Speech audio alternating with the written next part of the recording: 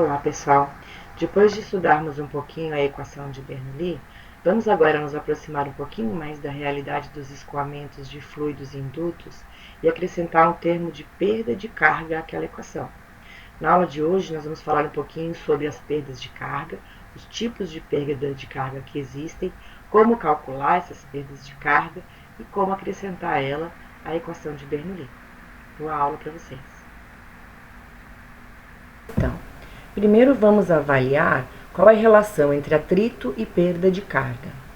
Quando um fluido escoa de um ponto para o outro no interior de um tubo, haverá sempre uma perda de energia, denominada, no caso dos gases, de queda de pressão e no caso dos líquidos, de perda de carga. Essa perda de energia é devida ao atrito do fluido com a superfície interna da parede do tubo e as turbulências no escoamento do fluido, ou seja, o atrito entre as partículas desse fluido. Portanto, quanto maior for a rugosidade da parede da tubulação, ou mais viscoso for o fluido, maior será a perda de energia. Quando nós definimos a equação de Bernoulli, nós não falamos em atrito. Inclusive, uma das condições que nós estabelecemos para essa equação é que estávamos desprezando os atritos, os efeitos viscosos, certo? E lá na equação de Bernoulli, a carga, ou seja, a energia das moléculas no ponto 1 era igual à carga ou energia das moléculas no ponto 2, certo? E como que vai acontecer agora quando nós temos perda de carga junto na equação de Bernoulli? Nesse caso, nós temos que vai haver uma perda de carga quando houver o escoamento do ponto 1 em direção ao ponto 2. Então, isso quer dizer que se o escoamento está indo do ponto 1 para o ponto 2, o ponto 1 tem mais energia do que o ponto 2.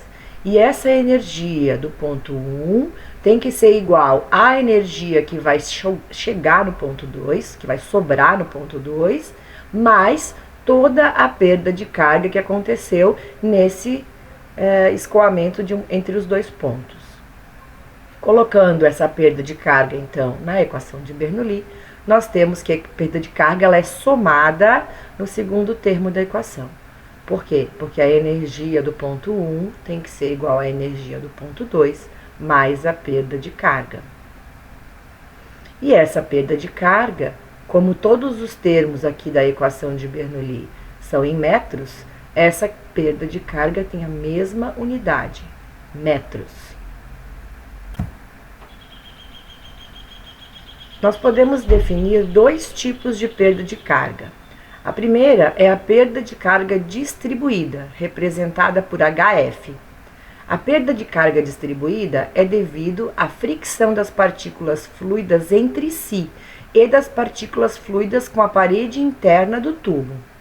Considerando sempre trecho da tubulação formada só pelo tubo de área de seção transversal constante, o que quer dizer isso? Um tubo reto, sem nenhum tipo de desvio e sem variação de diâmetro. Considerando que o comprimento do tubo não seja desprezível, ou seja, pequenos tubos, pequenos comprimentos de tubo podem ser desprezados em relação à perda de carga, porque vai ser muito pequena e a gente poderia desprezar. E ainda o tubo considerado sem nenhuma obstrução e sem nenhuma mudança de direção. Então não pode ter nada instalado nesse tubo.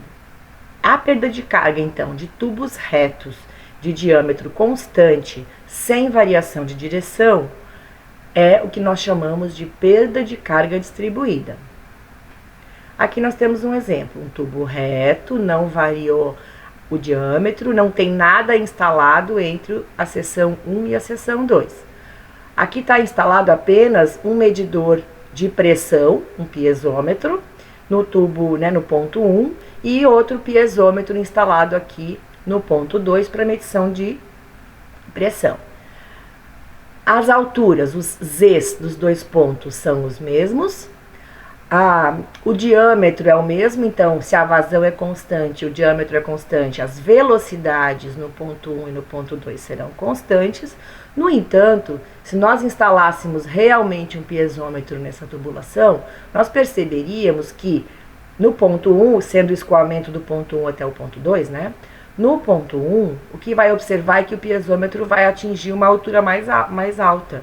E no ponto 2, o piezômetro vai atingir uma altura menor. Isso é diretamente proporcional, essa queda de pressão aqui é diretamente proporcional à perda de carga que nós temos entre esses dois pontos. Então, o escoamento indo do ponto 1 para o ponto 2 vai ter um atrito na tubulação, vai ter uma perda de carga, uma perda de energia das partículas, e nós poderíamos mensurar essa perda de carga através desse piezômetro, desses dois piezômetros. Então, essa diferença de altura entre os dois piezômetros é correspondente à perda de carga distribuída nesse tubo de comprimento L. Aplicando isso, então, na equação de Bernoulli, nós temos que, como as alturas são as mesmas, Z1 menos Z2 é zero.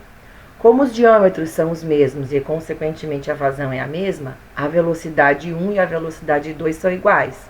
Então, V1 menos V2 também é zero aqui. Sobra apenas que a pressão aqui vai ser diferente da pressão aqui. Mas lembrando que pressão sobre gama corresponde exatamente a essa altura que o líquido sobe no piezômetro, né? Então, através dessa diferença entre a altura 1 menos a altura 2, nós poderíamos medir aqui a perda de carga distribuída nesse comprimento L de tubulação de seção transversal constante e comprimento e reta, né, sem nenhum tipo de desvio. O outro tipo de perda de carga que nós também temos é a perda de carga localizada ou singular, simbolizada por HS. Ela é uma perda de carga que está associada a qualquer acessório que perturbe a velocidade de circulação daquela tubulação, tais como aumento ou diminuição de turbulência, a mudança de direção, a variação de velocidade. Tudo isso vai propiciar uma perda de carga chamada de perda de carga singular. Um exemplo aqui, nós imagina um tubo que tem um registro instalado e depois ele continua reto. Veja que não há variação do diâmetro do tubo antes e depois do registro. Se eu instalar um manômetro ou até um piezômetro, mas nesse caso aqui está um manômetro, se eu instalar um manômetro antes da válvula e um depois da válvula, eu vou perceber que a pressão depois da válvula vai ser menor.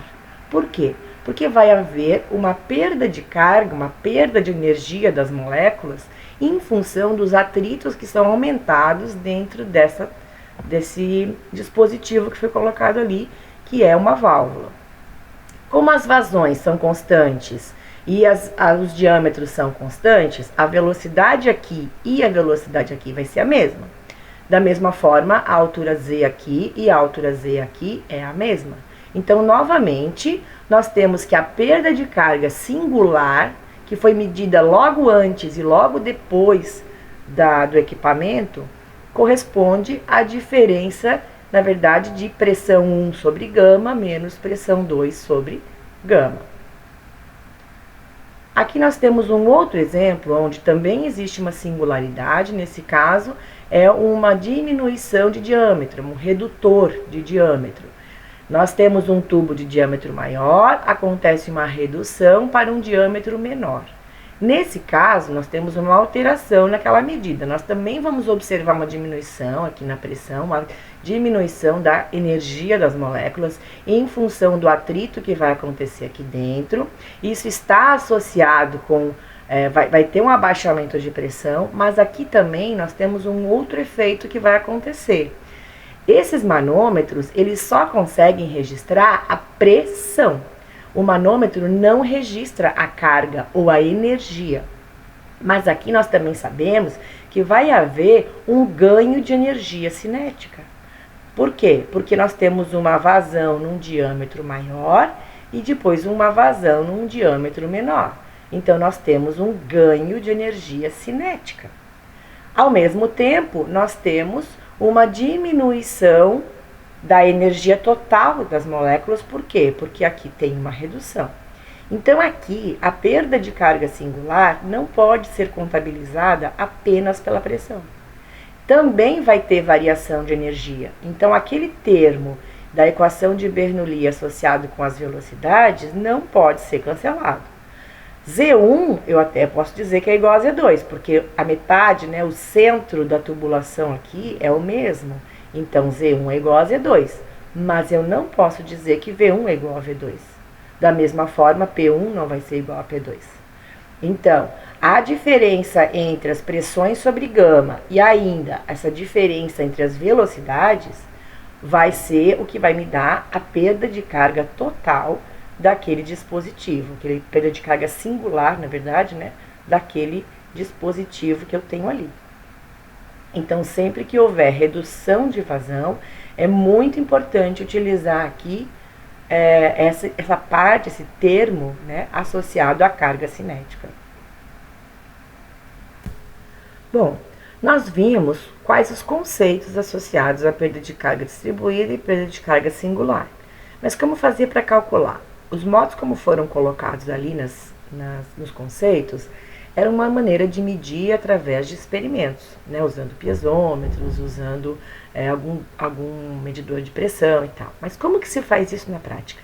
Como que eu posso determinar qual é a perda de carga numa tubulação que já está instalada, que eu não posso fazer nenhum experimento para determinar? Ou como que eu posso fazer a determinação da perda de carga num projeto, onde eu estou pensando em produzir alguma tubulação, instalar uma tubulação, e eu quero determinar essa perda de carga, mas eu não quero fazer nenhum tipo de experimento. Será que existe uma maneira de fazer isso? Sim, existe. Assim como várias coisas já que a gente encontra na área de engenharia ou na área de física, né? Algumas equações já foram estabelecidas. Muitas pessoas já estudaram esses efeitos, já fizeram muitos experimentos e, através dos seus dados, geraram equações empíricas que permitem que a gente possa fazer algum tipo de simulação daquilo que vai acontecer na prática, né? Então, uma aproximação, uma previsão daquilo que vai acontecer na prática. Nós aqui vamos trabalhar com uma equação específica que vai determinar, que nos vai permitir fazer, né, o cálculo da perda de carga distribuída num duto horizontal e de diâmetro constante. E a equação que nós vamos utilizar é a equação de Darcy-Weisbach. Essa equação ela é bastante usada na área de engenharia química, na área das indústrias químicas. Existem outras equações, nós vamos trabalhar com outras equações mais para frente. O pessoal da área de saneamento acaba usando outros tipos de equações, porque eles trabalham muito com o fluido água, né? Mas no nosso caso, como vamos trabalhar com diferentes tipos de fluidos, essa equação acaba sendo uma equação mais condizente com a área de indústrias químicas. Essa equação permite que eu faça uma previsão da perda de carga distribuída, a partir do quê? A partir de um F, que nós vamos chamar de coeficiente de perda de carga, L sobre D, onde esse L é o comprimento do tubo de área de seção transversal constante, então o tubo que não tem variação de diâmetro, o diâmetro desse tubo, a velocidade do escoamento dividido por 2G, certo? Esses 4 parâmetros aqui vocês conhecem, essas 4 variáveis. Mas e esse F? Quem é esse F, esse coeficiente de perda de carga distribuída? Esse F, ele é um coeficiente, ele é uma constante que pode ser calculada a partir do número de Reynolds do escoamento e a partir do que nós chamamos rugosidade relativa do duto. No número de Reynolds, nós temos todas as informações a respeito, tanto do escoamento quanto do fluido. E na rugosidade relativa, nós temos as informações a respeito do duto, características específicas do duto. Então, nós entendemos que rugosidade da parede da tubulação, ela é definida como a altura média das saliências da superfície interna do duto. Já a rugosidade relativa é o quociente, ou seja, a divisão entre essa rugosidade que nós definimos aqui em cima, e o diâmetro interno do duto, expressos nas mesmas unidades. Então, é rugosidade dividida por diâmetro, por exemplo, tudo em metro, ou tudo em centímetro, ok? Para conseguirmos entender um pouquinho mais sobre essa rugosidade relativa e por que nós temos que usar a rugosidade relativa e não a rugosidade absoluta, vamos tentar entender o que é essa rugosidade primeiro. Bom, aqui nós temos um duto e todos os dutos, qualquer tipo de superfície, vai ter algum tipo de rugosidade. Superfícies polidas vão ter rugosidade menor, superfícies não polidas vão ter rugosidade maior. Isso vale tanto para situações retas, quanto se nós olharmos o duto, a seção circular do duto, nós vamos enxergar a rugosidade desse jeito. Agora imagine que essa rugosidade, em vez de ter aquela espessura de rugosidade no duto, é um duto que foi feito com material muito mais rugoso, onde a rugosidade aumenta para esta altura. Então, veja, em vez de ter essa altura de rugosidade, passa a ter essa altura de rugosidade. O que vai acontecer? Vai acabar que o nosso duto, em vez de ter essa área amarela toda disponível para o escoamento, ela vai ter apenas essa área verde aqui disponível para o escoamento. Então, o mesmo duto, com o mesmo, acaba com material diferente, acaba tendo uma área de circulação muito menor. E essa área de circulação vai fazer com que a rugosidade influencie muito mais no escoamento. Nesse caso aqui, onde a rugosidade era menor, nós tínhamos uma área disponível de escoamento muito maior. Então, uma área central muito maior, uma área longe da rugosidade muito maior, o que fazia com que a rugosidade influenciasse menos no escoamento. Quanto maior for a rugosidade em relação ao diâmetro, ou seja, quanto maior for essa rugosidade relativa, mais ela vai influenciar no escoamento. Aqui a gente também pode observar, se nós temos uma parede mais lisa, o escoamento tende a ser mais uniforme, com menos turbulência, com menos influência da parede. Se a nossa parede, por exemplo, tiver uma rugosidade agora muito maior, nós vamos ter mais entradas, mais entrâncias, mais interferência dessa rugosidade naquele escoamento.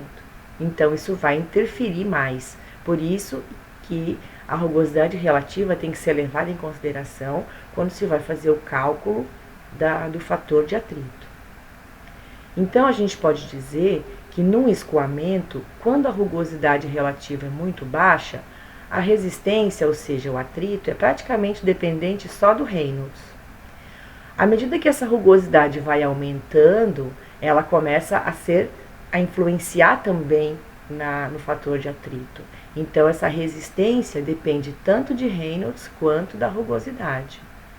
E quando a rugosidade está muito, muito, muito grande, a resistência acaba sendo mais dependente da rugosidade relativa. Porque acaba sendo ela que vai influenciar, porque você vai ter todo um núcleo turbulento. Você entra numa zona de turbulência o tempo inteiro no teu escoamento.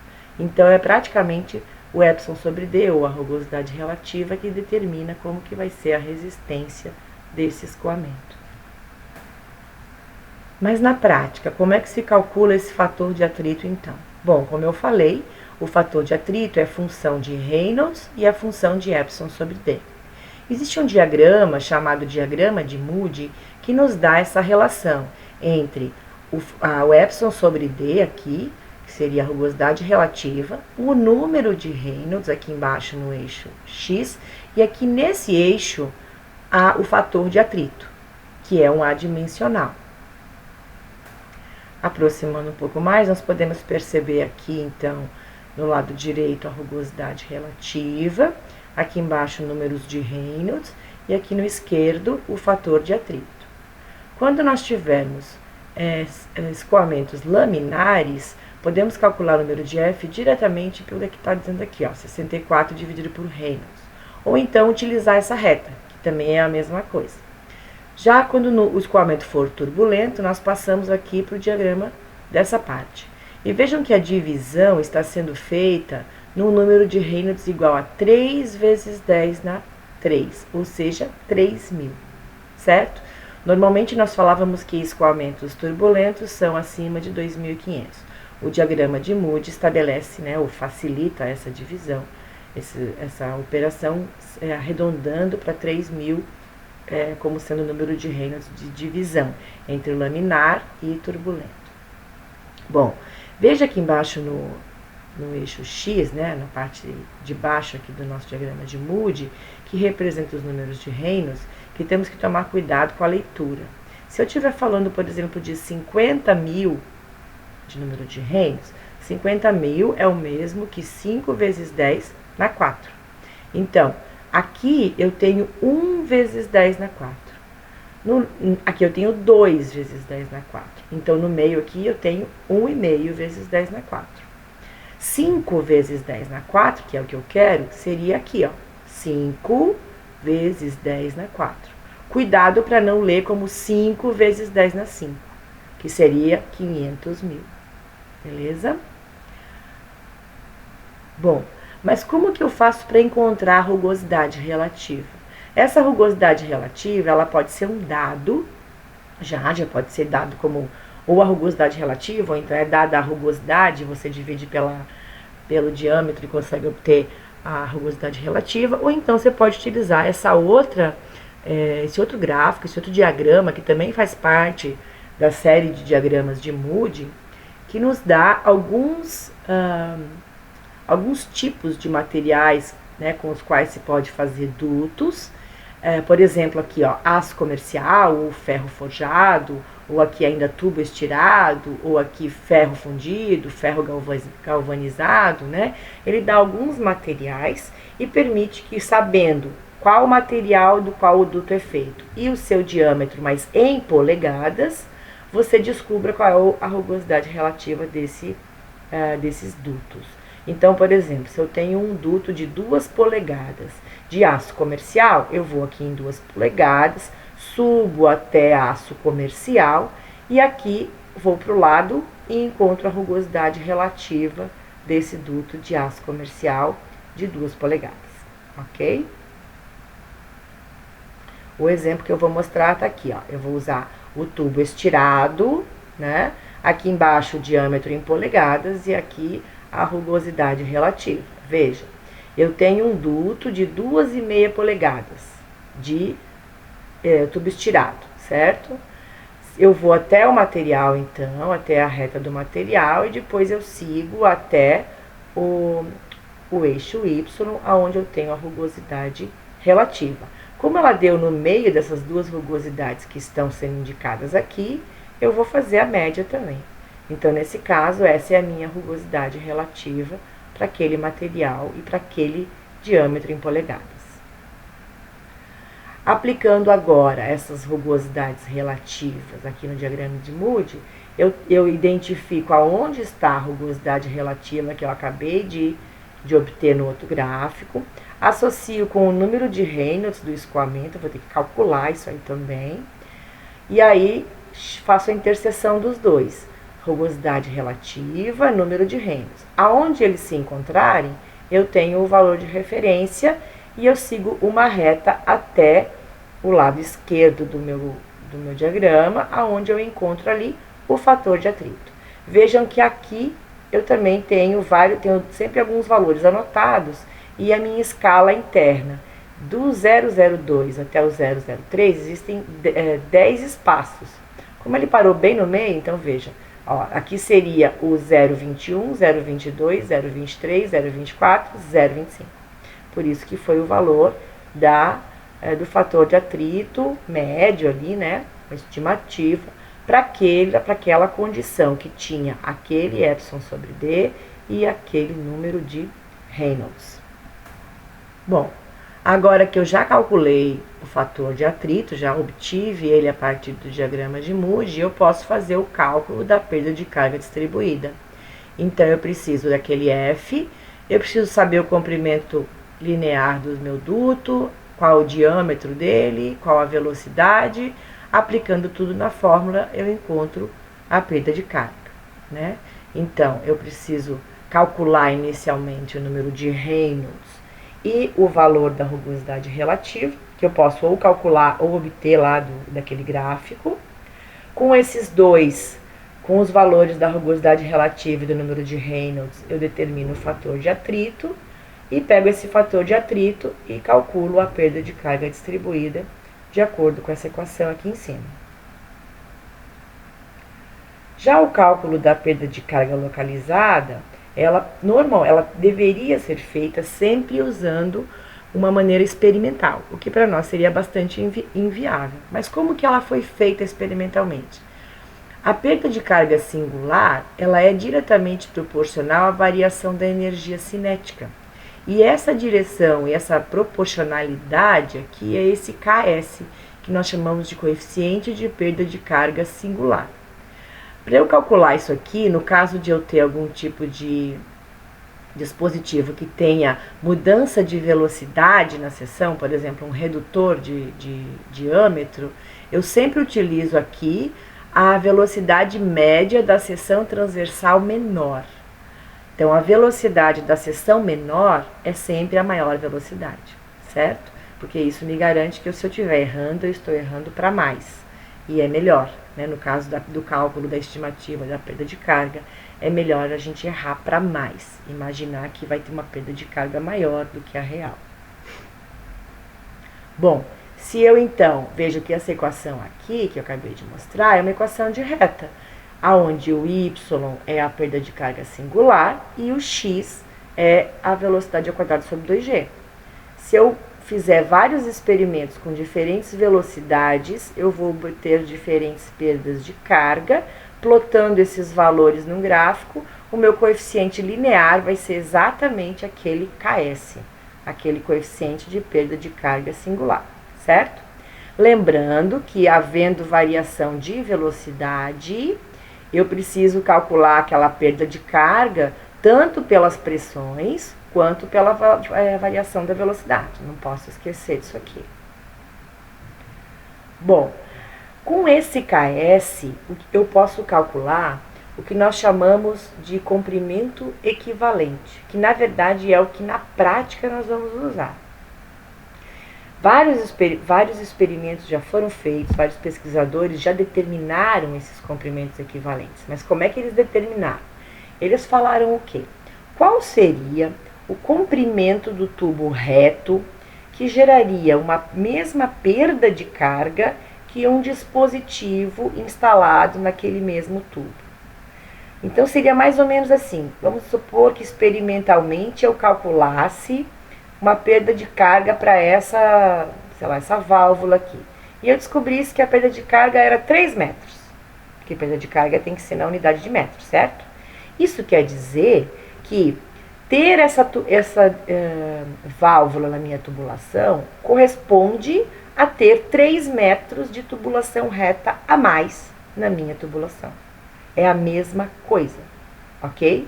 Então, o comprimento equivalente, por exemplo, ali da minha válvula, seria 3 metros, ok? E como que na equação a gente faz? A gente iguala, então, a equação de perda de carga singular com perda de carga distribuída. Perda de carga singular é isso aqui, Ks vezes V ao quadrado sobre 2G. Perda de carga distribuída é isso aqui, F igual a comprimento vezes sobre diâmetro vezes velocidade ao quadrado sobre 2G. Só que daí agora, como eu igualei os dois, esse meu comprimento é que eu vou chamar de comprimento equivalente. V ao quadrado sobre 2G dá para cancelar, e isolando esse comprimento equivalente, eu tenho que comprimento equivalente é igual àquele Ks que foi determinado experimentalmente, vezes o diâmetro dividido pelo fator de atrito. Ou seja, é possível fazer vários experimentos em várias situações diferentes, com vários dispositivos diferentes, em vários diâmetros diferentes, e calcular então vários Ks diferentes, e por essa equação aqui determinar os seus respectivos comprimentos equivalentes. Na prática, muita gente já fez isso, e foi possível compilar todos esses resultados num diagrama bastante interessante, que é um diagrama que associa valores experimentais para a determinação de comprimento equivalente. Aproximando um pouquinho mais, a gente pode perceber que esse diagrama ele tem 3 eixos. Um primeiro eixo aqui, que indica, através dessas bolinhas, os diferentes tipos de dispositivos que podem ser colocados. Por exemplo, registros de gaveta, registro globo, registro de ângulo aberto, joelhos, T's com redução, T's com redução de 1/4, redução de 1/2, né? Curvas ou T's comuns com descarga lateral, ou T com descarga frontal e assim por diante. Não, aqui é T com descarga frontal, né? Lá em cima T com descarga lateral. Vários dispositivos, contrações, saídas de reservatório, alargamentos, certo? Tudo isso aqui nós temos várias possibilidades. Temos também aqui um eixo central, que é o que vai nos dar a resposta do uso desse diagrama, que é o eixo que vai nos dizer o comprimento equivalente da canalização reta em metros. E ainda temos aqui um outro eixo, que é o eixo dos diâmetros da tubulação. Pode ser tanto o diâmetro interno em polegadas, quanto o diâmetro nominal em polegadas. Diâmetro nominal e diâmetro interno, eles têm uma pequena variação. O diâmetro nominal é o diâmetro externo, é o qual nós usamos para comprar, por exemplo, tubulação, né? Comprar tubo de PVC, tubos de aço galvanizado para fazer instalação industrial. A gente sempre compra pelo diâmetro nominal. E o interno é o diâmetro real. Eles têm uma variação, por quê? Porque existe uma espessura de parede. Então, o diâmetro interno é sempre menor, ó, veja pelo diâmetro de 2 polegadas ali, ó. 2 interno é sempre menor do que 2 externo, ok? Bom, como é que eu uso esse diagrama? Primeiro eu tenho que saber qual é o tipo de dispositivo que eu estou estudando. Suponha que eu quero determinar o comprimento equivalente da instalação de um registro de gaveta que está meio fechado, ok? Eu vou seguir então por aqui e vou chegar até a bolinha que representa esse registro de gaveta meio fechado. Vamos supor que esse registro de gaveta meio fechado está instalado numa tubulação de meia polegada. Então eu vou até o eixo ali e encontro aonde vai meia polegada. O que eu vou fazer agora? Eu vou traçar uma reta entre as duas referências. E essa reta vai cruzar aquele meu eixo central num dado ponto. Esse ponto onde a reta cruzar o eixo de comprimento equivalente corresponde ao comprimento equivalente daquele registro de gaveta meio fechado que está instalado numa tubulação de meia polegada. No meu caso aqui, eu tenho um comprimento equivalente igual a 3 metros. E agora, com esse comprimento equivalente que eu determinei para todo tipo de singularidade da minha tubulação, eu posso acrescentar esse comprimento equivalente ao comprimento de tubo reto que a tubulação tem e utilizar sempre agora a equação de perda de carga distribuída. Óbvio, por que eu estou botando como somatório de perdas de carga distribuída? Porque sempre que houver variação de diâmetro na tubulação, eu vou ter que calcular uma perda de carga distribuída para aquele diâmetro. Então, eu vou ter um comprimento que tem um diâmetro. Esse diâmetro influencia no Reynolds e também influencia na rugosidade relativa. Então, também vai influenciar no F e também vai influenciar no V. Então, por isso que toda vez que houver variação de diâmetro na tubulação, eu vou ter uma perda de carga distribuída. Se eu tiver uma instalação com 5 diâmetros diferentes de tubulação, eu vou ter que calcular a perda de carga distribuída dos 5 diâmetros diferentes da tubulação, ok? Vamos agora a um exercício de fixação, para identificarmos um pouquinho o que nós aprendemos hoje. Suponha uma canalização nova de 25 milímetros de diâmetro e 200 metros de comprimento, feita de cimento amianto, que conduz água a uma temperatura igual a 20 graus Celsius e vazão de 1 litro por segundo. Calcule a perda de carga. E foi dado aqui a rugosidade absoluta do cimento amianto. Veja que essa não é a rugosidade relativa, essa é a rugosidade absoluta. Para eu encontrar a rugosidade relativa, eu tenho que dividir ela pelo diâmetro do duto na mesma unidade. Bom, eu posso identificar aqui então o diâmetro de 0,025 metros, o comprimento reto da tubulação de 200 metros, a vazão de 1 litro por segundo, ou seja, 0,001 metro cúbico por segundo, e a rugosidade relativa, que é pegar aquela rugosidade absoluta e dividir pelo diâmetro do duto. A rugosidade relativa ficou igual a 0,001. Com esses dados, eu posso calcular a velocidade. Lembrando que vazão é igual a velocidade vezes área, e área é diâmetro ao quadrado, πd ao quadrado sobre 4, na verdade. Então, minha velocidade aí deu de 2 metros por segundo. Com a velocidade, e com os dados que foram colocados como diâmetro, e sabendo que o fluido é água, eu posso calcular o valor do número de Reynolds, onde a massa específica da água é 1000 kg por metro cúbico, a velocidade 2 metros por segundo, o diâmetro 0,025 e a viscosidade é 1 vezes 10 na menos 3. No meu caso aqui, o Reynolds ficou igual a 50.000, ou 5 vezes 10 na 4. Então, com esse dado de rugosidade relativa e o do número de Reynolds, é possível ir até o diagrama de Moody e determinar o fator de atrito. Aqui no diagrama de Moody, nós podemos identificar a rugosidade relativa encontrada, o número de Reynolds encontrado, e juntando a curva relacionada com a rugosidade relativa encontrada, veja que estou seguindo a curva aqui, ok?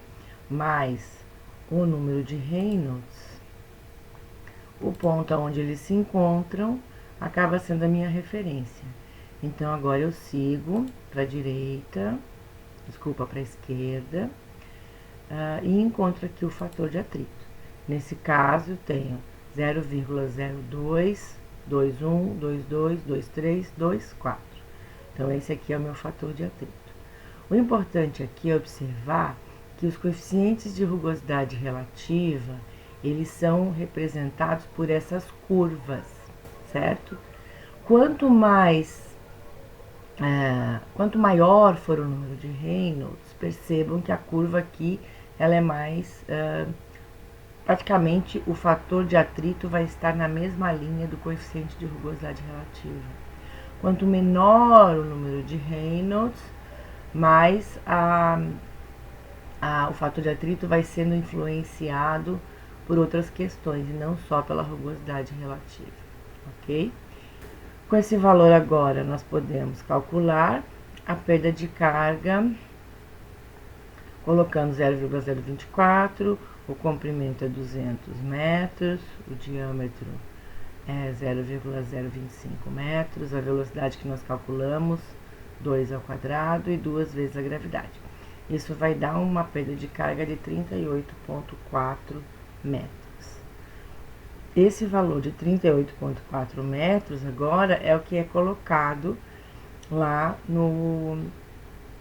na equação de Bernoulli com perda de carga. Eu sei que foram muitas informações na aula de hoje, mas a única maneira de absorver tudo isso e exercitar e conseguir entender o que está acontecendo para assimilar bem esse assunto é exercitar. Por isso eu vou deixar uma lista de exercícios para vocês e já com as respostas para que vocês possam exercitar esse assunto novo aí.